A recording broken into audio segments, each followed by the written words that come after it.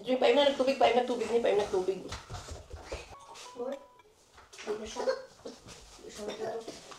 Ayaw niya? Magugulo na naman tong dalawang to. Ate Jazz, mag-hi ka dito, Ate Jazz. Hello. Payat-payat mo na. Hey, buddies! Hello! Ay, Diyos ko.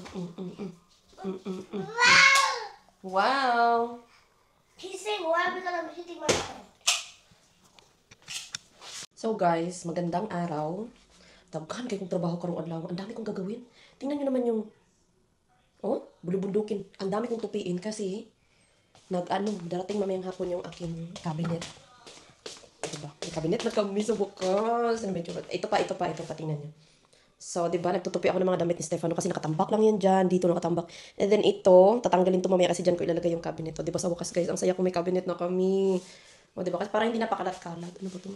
Sakit ang dito ko kasi sobrang dry niya. Tapos kapag bubuksan ko yung bunga nga ako na siya na pupunit. Tumigil naman sana ako sa pagchismusa ko guys. So, kung kailan ako tumigil, tsaka pa dry yung dito ko. Tapos na parang siya napupunit, nagsusugat siya kaya may peklat siya dito. Look at Enzo guys! Ang maliit na bata. Ang ganda naman ng sando mo.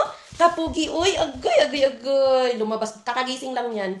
So, ayan, manggugulo na naman siya. Hindi pa ako tapos gumising na siya. Manggugulo yan dito habang may ginagawa ako. So, yun lang.